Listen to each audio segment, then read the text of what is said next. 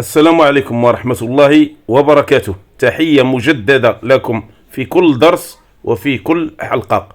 تعلم رسم المناظر الطبيعية بالفرشاة وألوان الأكريليك خطوة بخطوة. سنرسم اليوم شلال.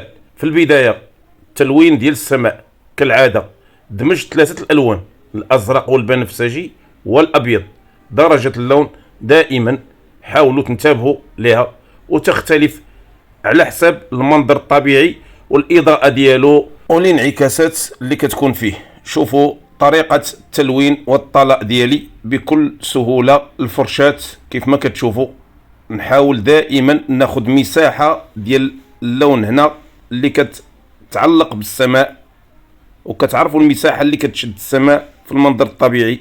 أحيانا كتكون صغيرة، أحيانا كتشد نصف اللوحة، أحيانا كتكون جزء من اللوحة فقط. نحاول دائما نعطي مساحة في هذا المنظر لأن السماء هنا غتعطيني واحد المساحة كبيرة. نضيف اللون الأبيض على الجهة اليمنى باش نعطي إضاءة يكون انعكاس ضوئي، ثم ندرج اللون لتحت. هذه المساحة كلها على الجهة اليمنى غنحاول نخفف فيها اللون باش ما يجيش طبقة واحدة وتكون انعكاسات، لأن من بعد مني كندير السحب ونرسمها لما كتنشف كيبان الرفلي ديال الانعكاسات في اللون اللي في الخلفيه. لاحظوا دائما كنحاول نضيف اللون الابيض على الجهه اليمنى باش تخفف اللون وما نديروش يعني في مساحه واحده، نحاول نوزعه بشكل عشوائي. لتحت غندير لون تيركواز قوي يميل الى الازرق، يعني دمجت اللون الازرق والاخضر والابيض وعطاني هذه الدرجة، إلا أنني قويت الأزرق كيف ما كتشوفوا، ولكن راه تيركواز كما ترون.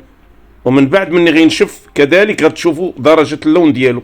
وما تنساوش قبل ما نتعمق في الدرس الاشتراك في القناة والضغط على زر لايك وتفعيل زر الجرس. وبهذا العمل غنحاول نقسم اللوحة إلى قسمين مع ترك فراغ ما بين المساحات، لأنه ماشي مهم غيجي فيه التخطيط ديال الجبال والاشجار. وهذه المساله تفهموا منها ان التخطيط احيانا كيجي بعد الطلاء الاول.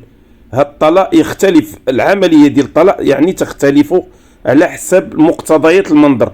احيانا حتى كنخطط عاد باش نلون، واحيانا كنلون لا باز ديال اللون ثم بعد نخطط، يعني كندير فراش اللون اللي كنحتاج ليه وكنخطط.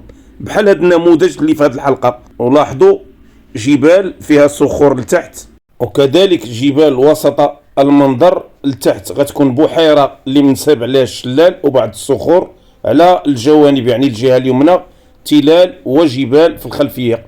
هذا هو العنوان ديال المنظر ديالي في هذه الحلقة. منظر مليء بالتفاصيل ومتنوع، لذلك هذه فرصة وهذا تحدي باش تعرفوا كيف نتعامل مع مثل هذه المناظر المليئة بالتفاصيل. جبال، تلال، أشجار وبحيرة كيف ما غتشوفوا.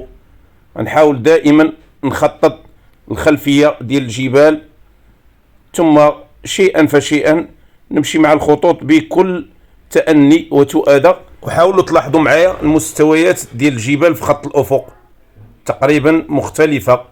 الجبال اللي في المقدمة كبيرة وبينة، الجبال اللي في الخلفية تقريبا نفس الصنف، ولكن كتبان من حيث الأبعاد راها صغيرة، لأن الأبعاد هي اللي عاطيها هذا الشكل. لذلك دائما كما قلت وأقول دائما نحاولوا نضبطوا الأبعاد ديالنا في المنظر الطبيعي. تقريبا أول خطوة لإتقان أي منظر طبيعي، الأبعاد لا بد من إتقانها وضبطها بشكل احترافي ومعقول. من بعد كتبقى العمليه ديال التلوين والتفاصيل كيف ما كتعرفوا.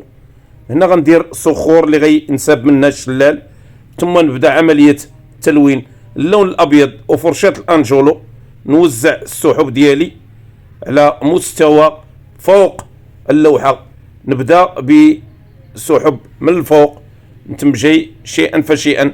حاولوا تلاحظوا دائما عمليه حركه الفرشاه، وهذه المساله كنبه لها دائما لأن حركة الفرشاة كتلعب دور في فهم كيفية التعامل مع كيفية رسم السحب وأشكال السحب. شوفوا العملية وتقريبا راه كنحاول دائما نتعامل مع الاحداث ديال العناصر اللي في المناظر الطبيعيه بكل بساطه باش تفهموا وتستوعبوا. شوفوا ضربات خفيفه جدا، كنحاول نجر الفرشاة بكل بساطه، لذلك كنقرب لكم المعلومه باش تفهموا وتستوعبوا وتطبقوا، والتطبيق راه هو المهم دائما. حددت اشكال السحب اللي غتكون في السماء. الان عمليه ديال التضليل.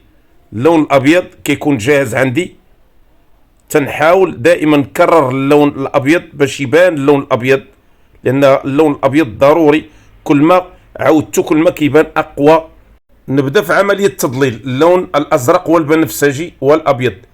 غندير لون خفيف على الجهه اليسرى بالنسبه للسحابه الاولى، والثانيه غندير لها لتحت التضليل، والثالثه كذلك من التحت.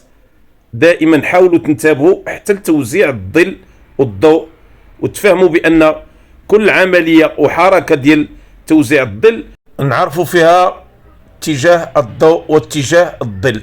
نحاول نقوي اللون هنا باضافه الازرق والبنفسجي مره اخرى باش ندير واحد اللون غامق شيئا ما، وتبان السحب في شكلها الحقيقي. لاحظوا مني غنضيف هذه الاضافه كيفاش غتبان السحب.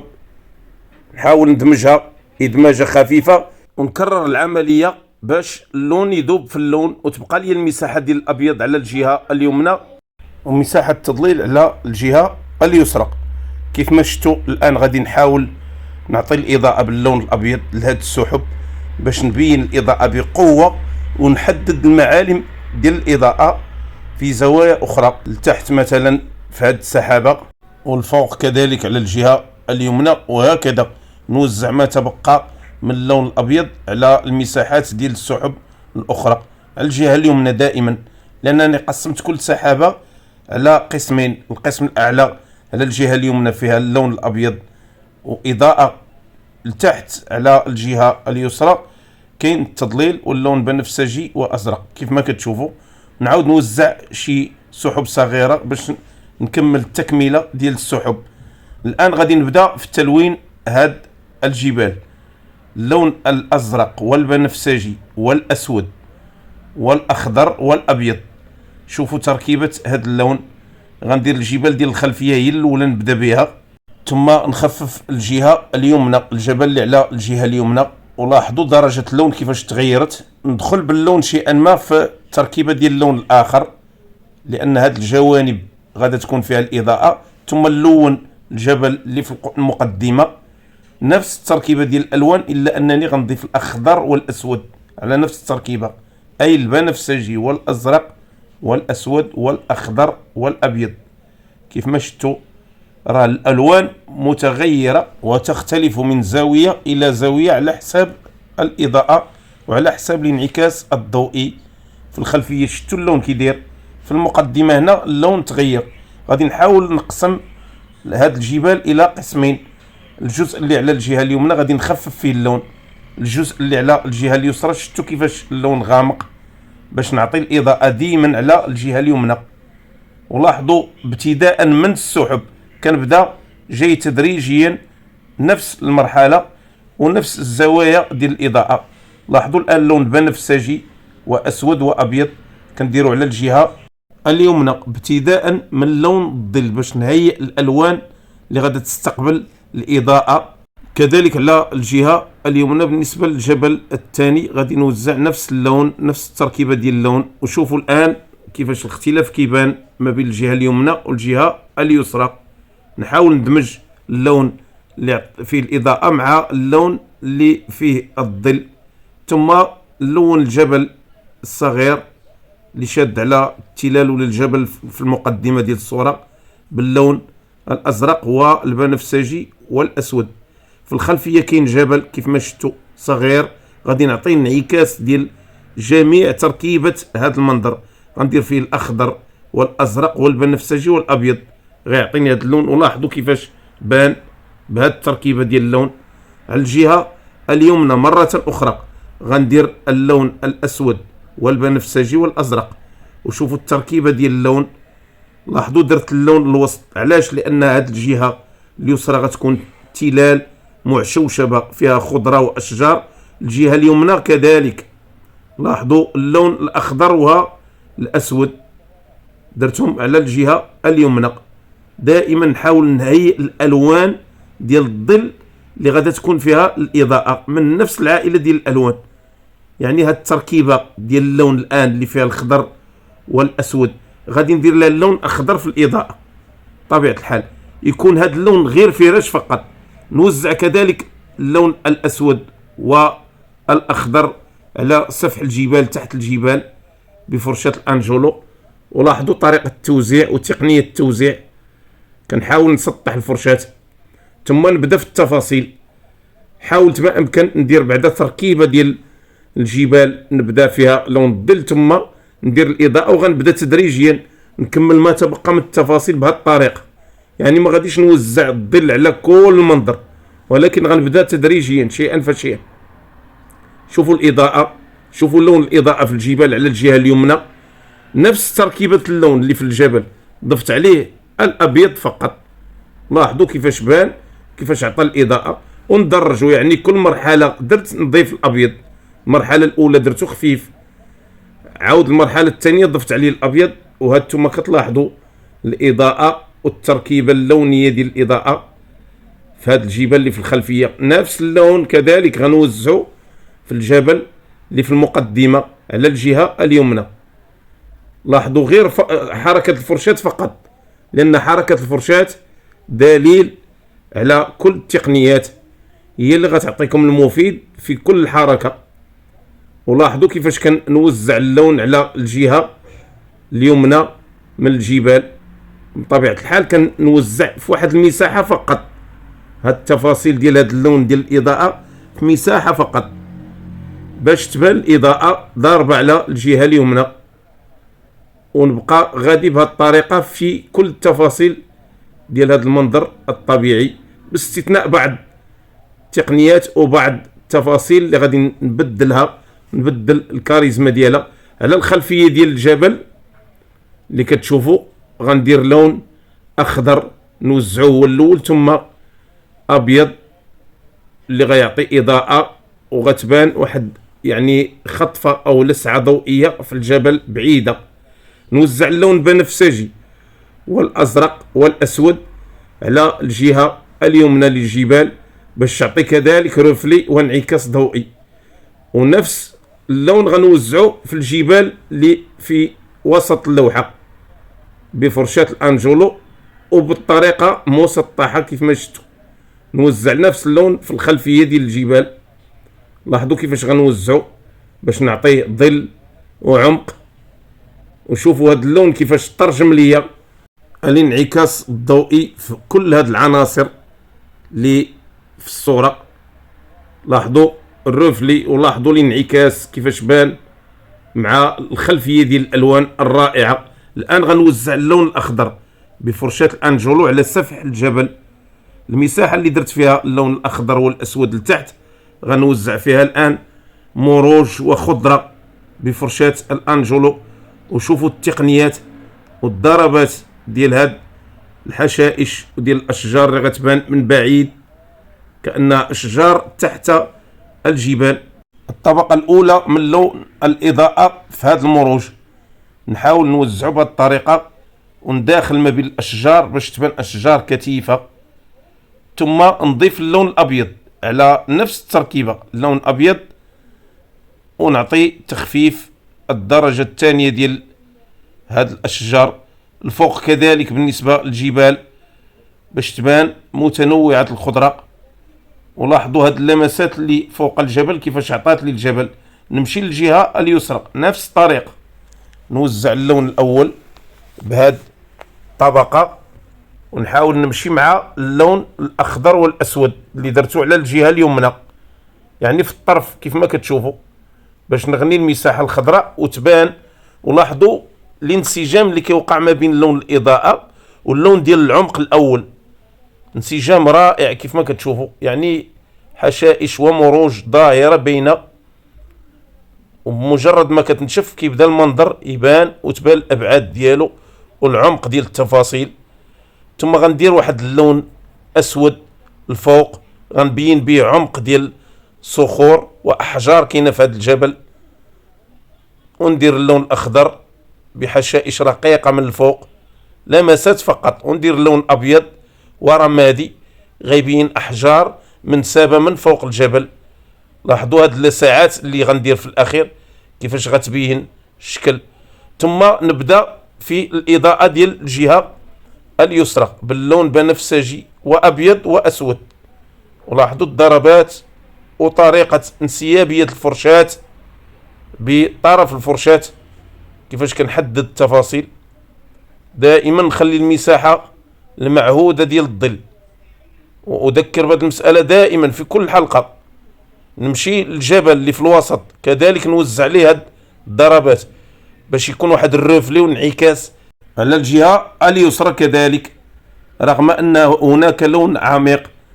الجبل الصغير اللي في الخلفيه كذلك غنعطي اضاءه بنفس اللون، ونبدا نوزع الان في اللون الاسود والبنفسجي على الجبل اللي في المقدمه ديال الصوره على الجهه اليمنى. لاحظوا هذا اللون كيفاش باين مختلف شيئا مع الالوان الاخرى، رغم ان في تركيبه ديال الالوان الاخرى البنفسجي والاسود كيف ما كتشوفوا. لونت الجزء الاسفل، الجزء الاعلى غنديرو باللون الاخضر والاسود والاصفر. ولاحظوا كيفاش غيبان الاختلاف، غيبان اللون الاخضر والاسود والاصفر شاد على هذا اللون، تبان تركيبه رائعه جدا. ونوزع اللون الاخضر والاسود على باقي اللون اللي لتحت بضربات خفيفه. لاحظوا لانني غندير فوقه الاضاءه لون بنفسجي وازرق وابيض، غنوزعه بطرف الفرشاه باش ندير هنا انعكاس ديال صخور واحجار غتكون شاده في هذا الجبل. شوفوا الضربات واللمسات، لون بني كذلك ترابي، ندير فوق اللون ابيض. لاحظوا الضربات خفيفه جدا.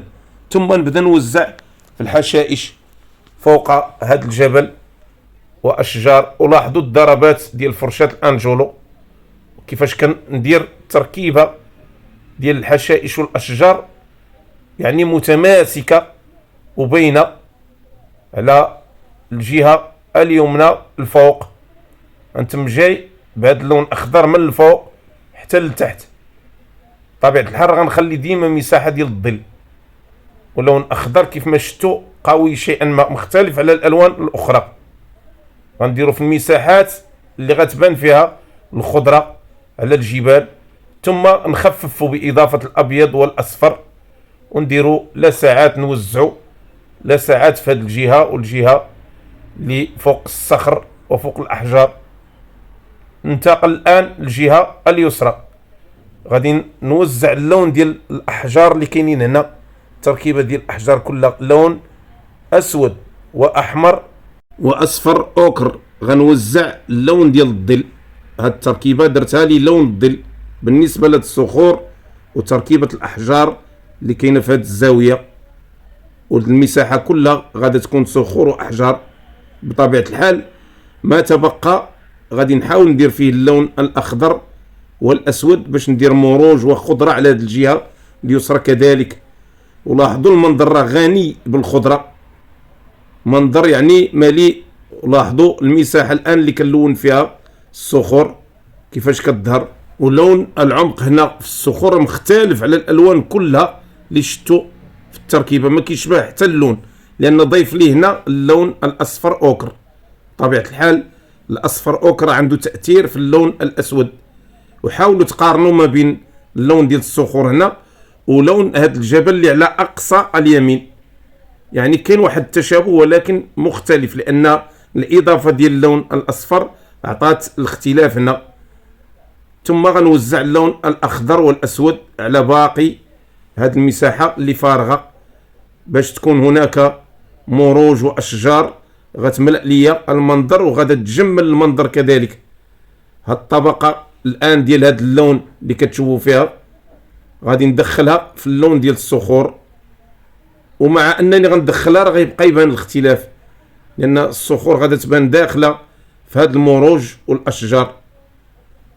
غنضيف دائما اللون الاسود والاخضر باش نبدا نقوي في درجه اللون الاخضر على الجهه اليمنى. لاحظوا كيفاش غيتغير اللون على الجهه اليمنى في هاد التلال الصغيره اللي غتكون شاده على الشلال. هاد التوزيع يكفيني الان باش نبدا في التفاصيل. كيف ما قلت راني غنمشي تدريجيا شيئا فشيئا حتى نكمل المنظر، ما غاديش نوزع تركيبه وحده ونعاود نمشي للتركيبه الاخرى، ولكن كل جزء وكل عنصر يعني وتركيبه ديال العناصر غنمشي معاها شيئا فشيئا. توزيع الان ديال الحشائش والاشجار بفرشاه الانجولو. شوفوا كيفاش كندير الضربات. هاد الفرشاه اللي كتشوفوا فيها الان يعني صنعتها باش نديرها فرشاه مروحه، هي في الاصل فرشاه انجولو. حاولت نضغط عليها باش تعطيني مثل هاد الضربات، وهذا الموتيف تساعدني فيه بهذا الشكل، لان احيانا دائما تحاولوا تبدعوا وتصنعوا ادواتكم بكل بساطه، لان الحاجه ام الاختراع. ولاحظوا الطبقه الاولى ديال اللون كيفاش حددت ليا تركيبه ديال هاد الاشجار اللي كاينين في التلال والجبال، وكيفاش انسجمت هاد الالوان مع باقي المنظر. ثم غنضيف اللون اصفر اوكر على الاخضر باش ندير اضاءه من الجوانب ديال الاشجار، وكذلك على التلال اللي شاده في الشلال، دائما بنفس الفرشاه. لاحظوا ضربات خفيفه، احيانا كنخلي الجزء ديال الظل باين واحيانا ما كنخليش. هنا على الجهه اليسرى خليت نسبه من الظل، وهكذا على حسب مقتضيات كل جزء وكل عنصر. نستمر دائما في الاضاءه، في تنويع الاضاءه. غنضيف اللون الابيض على الاصفر اوكر وننوع الالوان في هذه المساحات. لاحظوا كيفاش الاضاءه كتبان مع تنويع اللون. ثم ندخل في تفاصيل هذا الصخور باللون اصفر كريم او اصفر اوكر مع الابيض والاحمر والبنفسجي. شوفوا هذا اللون ودرجه اللون. نبدا نعطي الاضاءه من الفوق، لان وضعيه الصخور مسطحه ماشي واقفه كيف ما كتشوفوا، لذلك راه تقريبا نفس القاعده. الجهه ديال الانعكاس في الجبال جايه على الجهه اليمنى من الفوق، وهنا في الصخور لانها مسطحه جايه من الفوق فقط، وحتى بعض الزوايا فيها على الجهه اليمنى. لذلك نمشي على هذه القاعده ونحترم المنطق في توزيع الاضاءه. لاحظوا درجه اللون ولاحظوا طريقه توزيع هذه الاضاءه بفرشاه الانجولو. طريقه سهله البسيطه تختصر العمل وتجعله سهلا كيف ما كتشوفوا. نعاود نعطي الاضاءه من الفوق بضربات خفيفه، نخلي دائما الجزء ديال الظل باين وواضح، ثم نخفف نفس اللون باضافه الابيض وندير من الفوق خطوط عريضه بضربات خفيفه باش تبان الاضاءه ويبان التدرج اللوني. كيف ما شفتوا تدريجيا راه كتظهر الصخور بشكل رائع. نمشي للصخره اللي في مقدمه الصوره، غنوزع اللون الاصفر والبنفسجي والاحمر والابيض. الاصفر بطبيعه الحال اوكر. شوفوا التوزيع وطريقه التوزيع دائما من الفوق، ونخلي فراغات ما بين الصخره والصخره. لاحظوا وشوفوا الجرات ديال الفرشاه كيفاش كتعطي الموتيف، لانني لا درت طريقه المسطحه العاديه ما كتعطينيش هذا الموتيف، لذلك كنتعمد ندير الفرشاه وهي مائله باش تعطيني مثل هذه التحديدات. ولاحظوا المساحه اللي فيها الضوء الان والمساحه اللي خليت فيها الظل على الجهه اليمنى. هذا اللون، ونحاول دائما ندخل بدخله خفيفه في لون الظل، ثم نوزع طبقه اخرى باضافه الاحمر والبنفسجي على نفس الطبقه. غنضيفها في المساحه اللي بقات ديال الظل باش ندير تدرج، ونعطي الان اللون الابيض لنفس الدرجه باش نوزع الاضاءه في الاخير من الفوق. دائما حاولوا انتبهوا لهذه الضربات بشكل ذكي باش تعرفوا طريقه العمل وكيفاش كنخدم. جرات خفيفه. نضيف اللون الاحمر الان والاصفر مره اخرى. شوفوا التنوع اللوني كيفاش كنخدم به. نمشي للجهه اليسرى الفوق باش نوزع كذلك اضاءه بنفس الطبقه ديال اللون. احجار على الجهه اليسرى نفس الطبقة غنوزعها في المساحة الأخرى ديال الصخور اللي بديت بها. ولاحظوا اللون راه ما كيشبهش الأول، لأنني ضيف فيه البنفسجي والأحمر، كيبان قوي وعميق. غنديرو في الجهة اللي فيها الظل باش يبين العمق ديال لون الظل. وفي الأخير غادي نوزع لون أسود وبنفسجي وأحمر في هاد الشلال، هاد الصخور اللي غتكون شادة في الشلال. لاحظوا اللون ودرجة اللون. راني حاولت نخطط تما المساحات اللي غنخليها فارغة غندير فيها المياه والشلال، والما باقي غندير فيه يعني هاد اللون اللي غيبين عمق لون الصخرة. لاحظوا كيفاش حددت بقلم الرصاص باش تبقى تبان دوك المساحات اللي فارغين. غندير فيها لون بنفسجي نوزعو، ومن بعد نخففو كيف ما شفتوا الآن، نخففو وندير اللون أبيض. هاد المراحل كلها بقات ليا في هاد الخطوات السهلة الجميلة اللي غتشوفوا الآن. نحاول نوزع اللون بنفسجي ونخففو بالأبيض، نضيفو من الفوق باش ندير تدرج لوني غيمشي حتى اللون الأبيض. شوفوا فرشاة الأنجولو كيفاش كنجر بها جرات ديال نفس الطبقة ديال اللون مع إضافة الأبيض. راه نفس اللون ولكن ضيف عليه اللون الأبيض باش خففتو الآن. شوفوا كيفاش كنجر باش نبين عمق ديال الشلال هنا.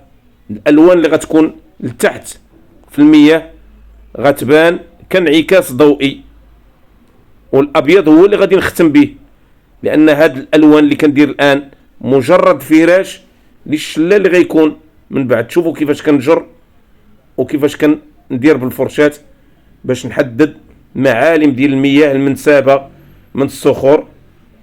نحاول نكرر نفس التركيبة باش يبان اللون في الخلفية رائع جدا.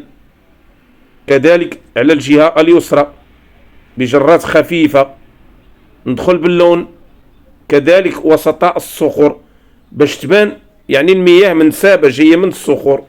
شوفوا هاد التدرج اللي درت ديال هاد اللون غادي يبين لي حتى اللون الابيض اللي غيجي من بعد غنختم به كاع هاد الشلال. كيف ما كتشوفوا نوزع بجرات خفيفة ونعاود نكرر الجرات حتى نملأ الفراغات اللي كتبان في الخلفية. مرة أخرى كنعاود نكرر نفس الضربات بنفس اللون مع إضافة خفيفة للأبيض باش تبان هاد التدرج كما قلت يحدد لي المعالم ديال الشلال ويبان الشلال حقيقي شيئا فشيئا.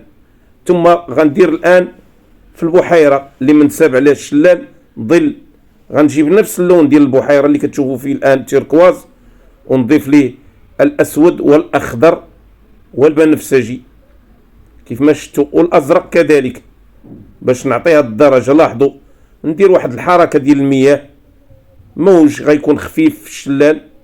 من بعد غتشوفوا ملي غنعطي الإضاءة غتشوفوا الحركة اشنو صنعات والموتيف اللي عطاتنا بفرشاة الأنجولو.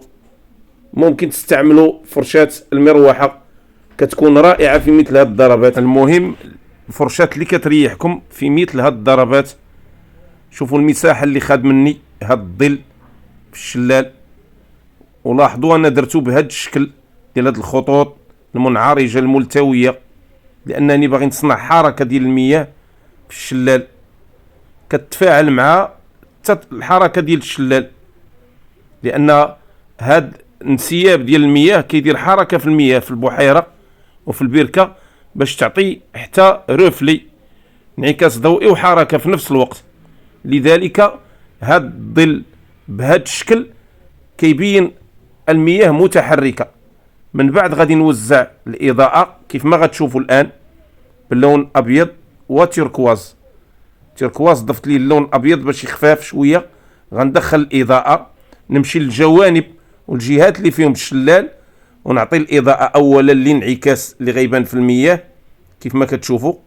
لاحظوا ضربات خفيفة غتمشي مع الشلال تحت في المياه، وهاد الضربات اللي كتشوفوا فيها الآن غتصنع لنا حركة أخرى في المياه لأنني عطيت الرفلي ديال الإضاءة في المياه، بالتالي بانت الحركة. ثم الأبيض غنختم به. الأبيض هو اللي غيعطيني الحركة ديال الشلال وحتى الانسياب ديال المياه كيفاش باين، وغيعزل لي حتى الالوان اللي درت في الاول تبان حتى هي. بفرشاة المروحه كنوزع اللون الابيض فوق الشلال. لاحظوا اللون الابيض، حاولوا تنتبهوا وتلاحظوا اللون الابيض والاثر ديالو في اظهار الشلال بشكل رائع. العمليه الاخيره ديال التوزيع ديال الاضاءه، شوفوا كيفاش كنحاول نجيب اللون الابيض ندخله في الالوان دون ما نمس الالوان الاخرى كلها. غادي نعطيه مساحه ديالو فقط باش يبان وينسجم مع الالوان اللي في الخلفيه. كيف ما شفتوا نحاول نجر بفرشاة المروحه جرات خفيفه، وتشكل ديال فرشاة المروحه راه صغيره لان هاد الزوايا ديال الشلال صغيره. ثم غنبدا ندير تطاير ديال المياه على الجوانب ديال الشلال باللون الابيض. شوفوا الضربات ديال الفرشاة، الزوايا ديال الفرشاة كتعطيني مثل هاد التحديدات. نمشي على طيلة هاد الخط اللي تحت الشلال مباشرة، نقطة التقاء الشلال والبحيرة لتحت.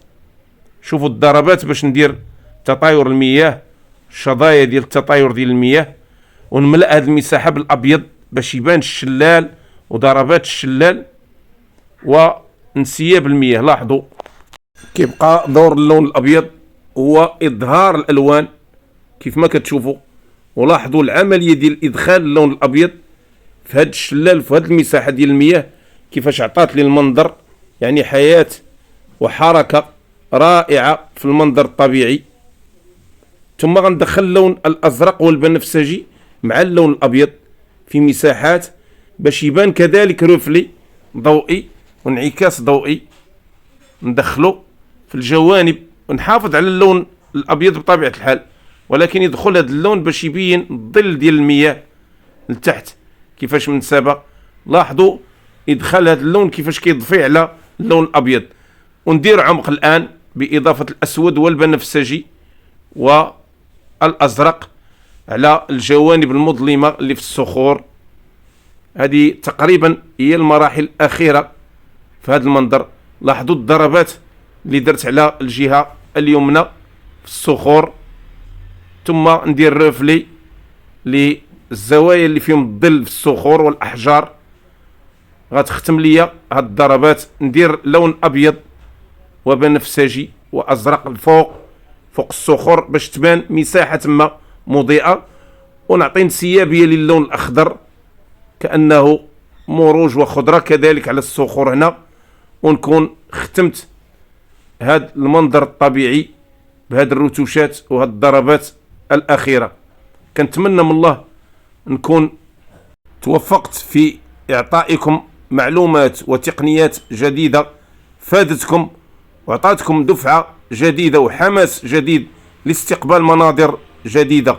ما تنسوش احبابي الاشتراك في القناه والضغط على زر لايك والبارطاج بين احبابكم واصدقائكم. كنشكر دائما كل احبابي المتواصلين معي المشتركين في قناتي اللي كيشجعوني، وتعليقاتكم وملاحظاتكم اخذ بها بعين الاعتبار. استودعكم الله والسلام عليكم ورحمه الله وبركاته.